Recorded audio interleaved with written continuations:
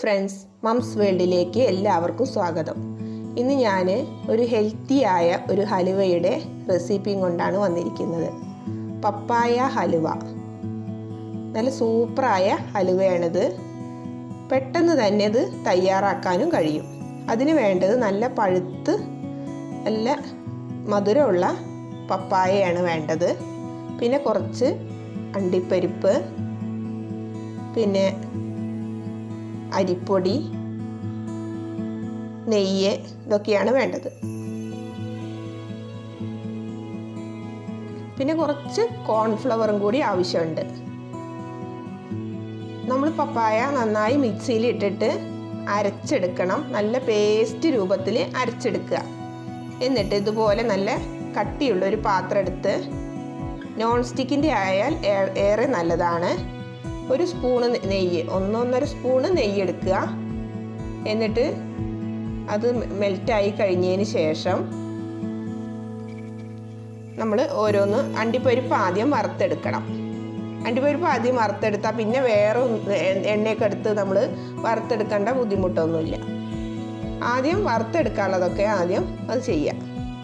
എന്നിട്ട് അണ്ടിപ്പരിപ്പോ പിന്നെ എന്ത് ഡ്രൈ ഫ്രൂട്ട്സ് ആയാലും കുഴപ്പമൊന്നുമില്ല, നല്ല ടേസ്റ്റ് കിട്ടും ഇതിന്.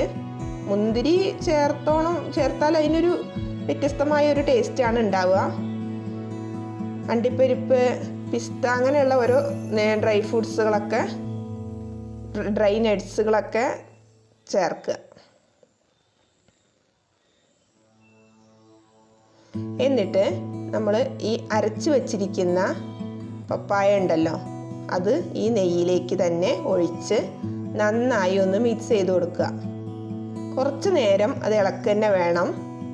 നന്നായി ഒരു കളർ ചേഞ്ച് ഒന്ന് വരുമ്പോഴാണ് നമ്മൾ പഞ്ചസാര ചേർക്കേണ്ടത്.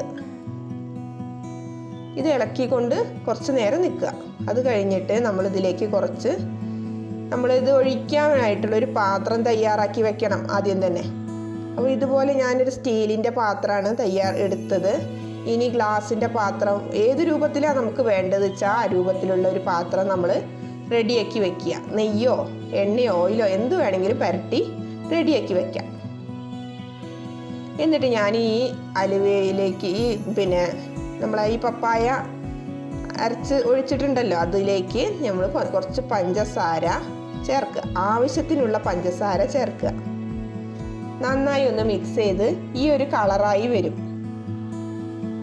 കണ്ടില്ലേ, കളർ ചേഞ്ച് വന്നു തുടങ്ങിയല്ലോ. അപ്പോൾ ഒന്ന് ഫ്ലെയിം താത്തി കൊടുക്കണം.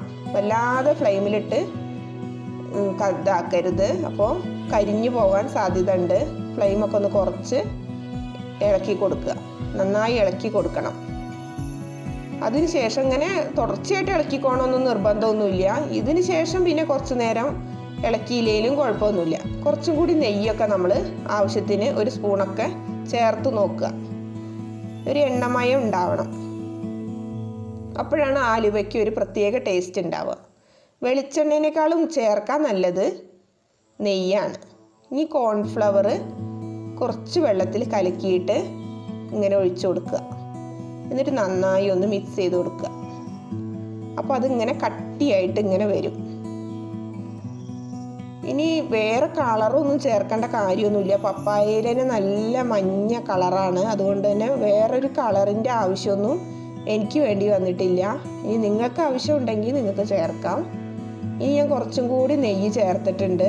ഇതിന് നല്ലൊരു എണ്ണമയം ഉണ്ടാവണം. അപ്പോഴാണ് ആലുവയ്ക്ക് ഒരു പ്രത്യേക ടേസ്റ്റ് കിട്ടുക. നെയ്യാണ് ഞാൻ കൂടുതലും ചേർത്തിട്ടുള്ളത്. വേറൊരു എണ്ണയും ഇതിൽ ചേർത്തിട്ടില്ല. നല്ല ടേസ്റ്റ് ഉണ്ടായിരുന്നു. ഇത് പിന്നെ ഒരു നല്ല ഹെൽത്തി ആയ ഒരു ഹലുവയും കൂടിയാണ്. പഞ്ചസാര ചേർക്കുന്നുണ്ടെന്നുള്ള ഒരു ഇത് മാത്രമേ ഉള്ളൂ. അല്ലാത്ത ഒരു കുഴപ്പവും ഈ ഇതിന് വേറെ ഉള്ളതൊന്നും ചേർത്തിട്ടില്ല. ഈ നല്ല കട്ടിയാക്കി നല്ല ഇങ്ങനെ കുറുക്ക് പോലെ ഇങ്ങനെ എടുക്കില്ല, അതുപോലെ ആക്കിയതിന് ശേഷം നമ്മൾ ഒരുക്കി വെച്ചിട്ടുള്ള ആ പാത്രത്തിലേക്ക് ഒഴിച്ച് പരത്തി ഇതുപോലെ നല്ല ഷേപ്പാക്കി കൊടുക്കുക.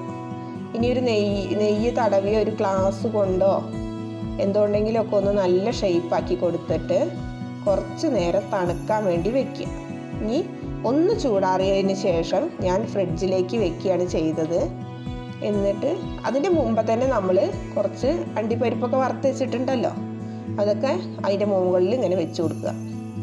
അത് വല്ലാതെ തണുക്കണതിൻ്റെ മുമ്പ് തന്നെ ചെയ്യണം, അല്ലെങ്കിൽ അത് അതിൽ പിടിച്ച് നിൽക്കില്ല, വേഗം പോരും. തണുത്ത് കഴിഞ്ഞാൽ പിന്നെ അത് നിൽക്കില്ല. എന്നിട്ട് അതൊക്കെ റെഡിയാക്കി വെച്ചതിന് ശേഷം നമ്മൾ ഒന്ന് ചൂടാറിയതിന് ശേഷം ഫ്രിഡ്ജിലേക്ക് മാറ്റുക. അപ്പോൾ നല്ല അടിപൊളി ഹലുവ നമുക്ക് മുറിച്ചെടുക്കാൻ പറ്റും. ഇപ്പോൾ കട്ടിയായിട്ടില്ല നല്ലോണം. ഇതുപോലെ നല്ലൊരു എന്ത് വേണമെങ്കിലും നമുക്ക് ഇതിന് മുകളിൽ വെച്ച് കൊടുക്കാം. ചെറീസൊക്കെ ഉണ്ടാവുമല്ലോ, അതൊക്കെ വെച്ചാൽ നല്ലൊരു, എൻ്റെ കയ്യിൽ ഇത് മാത്രമേ ഉണ്ടായിരുന്നുള്ളൂ, അതുകൊണ്ടാണ് ഞാനത് മാത്രം വെച്ചത്. നല്ല ഹെൽത്തി ആയ ഒരു ഹലുവയാണിത്. നിങ്ങളെല്ലാവരും ഇത് ഉണ്ടാക്കി നോക്കണം. കണ്ട എല്ലാവർക്കും ഒരുപാട് നന്ദി, നമസ്കാരം.